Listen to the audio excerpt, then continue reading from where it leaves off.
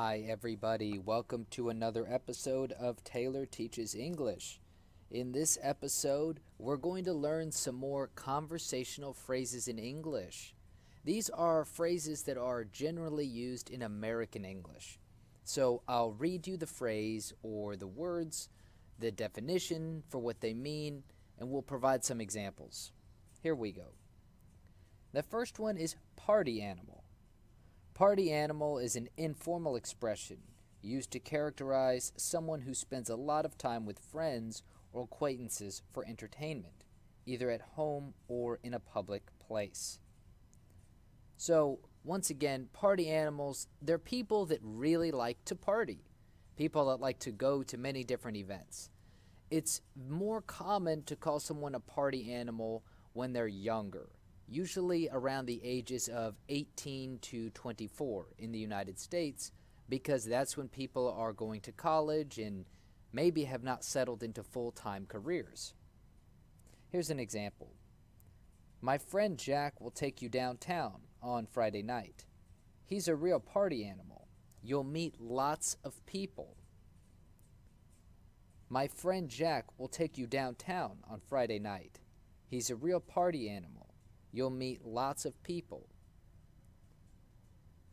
This example means that because Jack is a party animal, he's good in very big social events, so he'll meet lots of people. Next one is very common in America. What do you do? The question, what do you do, asks what one's job or occupation is. When you answer with the form of to be, you give a general job title.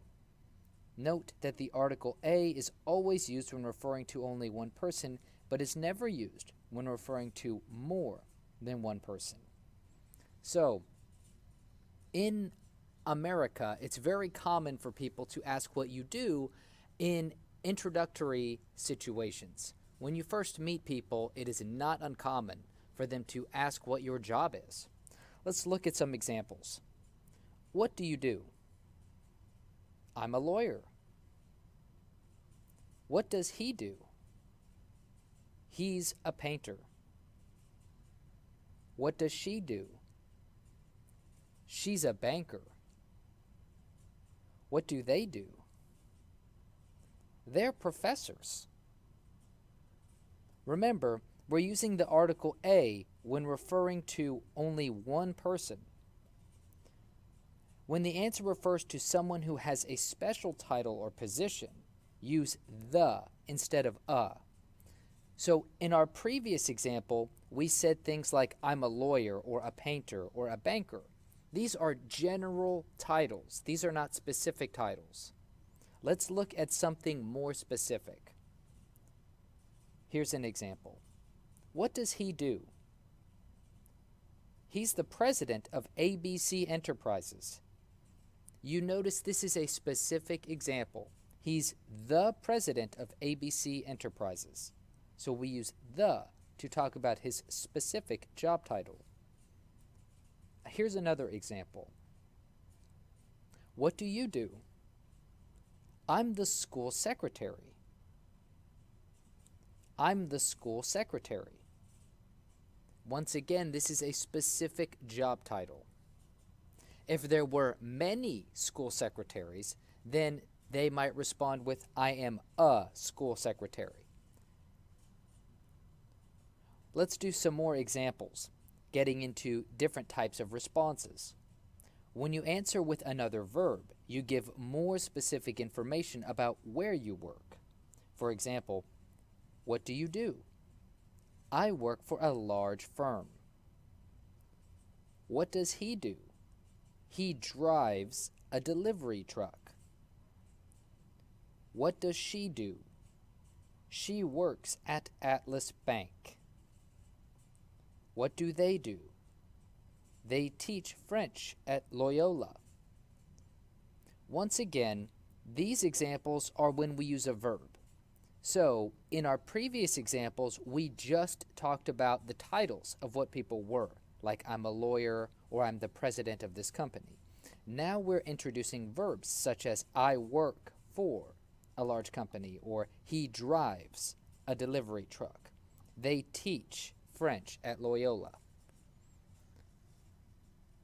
When a specific time or place is included in the question, the answer refers to how people spend their time, not just what their jobs are. Once again, when a specific time or place is included in a question, the answer refers to how people spend their time. So when we say, what do they do? Now we're going to look at other instances of the question, what do you do? For example, what do you do on weekends? I relax and hang out with my friends. What does she do at the beach? She surfs, relaxes on the beach, and goes to the boardwalk for fun. So here we've moved away from asking about jobs, but we're still using the basic idea of what do you do? What does she do? But now we're adding in a time at the end. What do you do on weekends? What does she do at the beach? Before we go on to our next phrase or word, I want to clarify. When somebody asks, what do you do? Or what does she do? They are usually asking about what your job is. When they add a specific time or place at the end of the question, such as what do you do on weekends or what do you do at home, then they're asking about that specific time. The next word is awesome. Awesome is an expression that is used a lot, maybe even too much. It means to think something is really good. Other ways to express the same thing include great, fantastic, terrific, wonderful, and cool. Awesome is very common. In America, you will hear the word awesome used very often. Here's some examples. So, how do you like it here? It's awesome. That means it's a really great time. It's a really great experience. Here's another example. How did you like the concert last night? It was awesome. We got to hear our favorite song. Once again, we have how did you like it here? It's awesome. First we had how do you like it here? It's awesome. Then we asked about the concert, and we can say it was awesome because that is a question asking about the past, so we can use was. If you include awesome into your vocabulary, you will sound more like an American English native speaker. So if you want to make your English sound more native, use the word awesome. The last phrase for today is nonstop schedule. A nonstop schedule describes the activities of a very busy person, whether it is because of work, school, family responsibilities, or even social life. For example, I don't have time to see you this week with my nonstop schedule. I don't have time to see you this week with my nonstop schedule. So, this means that the person is moving all the time. Non-stop means to not stop. So a non-stop schedule means they are always moving. They have one thing to do, and then right after they finish, they have another thing to do. Here's another example. Another way we can talk about a very busy schedule is using the term around the clock or 24/7. For example, I get telephone calls around the clock, or I get emails around the clock. This means that you get phone calls or emails all the time. All the time. Think of the clock. When the clock goes around, then think about the way a clock looks, how it's a big circle. This is what we mean by around the clock. We can also use 24/7, such as, he works 24/7, so I hardly ever see him. 24/7 is talking about the hours in a day. There are 24 hours in a day. There are 7 days in a week.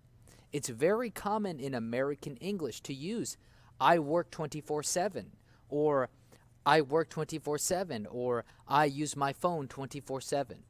I'm on Facebook 24/7. These are very common terms in American English, and if you use them in the correct context, you will sound more like an American English native speaker. So today we reviewed party animal. What do you do? Awesome. Nonstop schedule, around the clock, and 24/7. Thank you guys for listening to another episode of Taylor Teaches English. You can follow the Facebook page at Taylor Teaches English. You can like and subscribe on YouTube, Taylor Teaches English. And you can email me at tteachesenglish@gmail.com. Thank you and have a great day.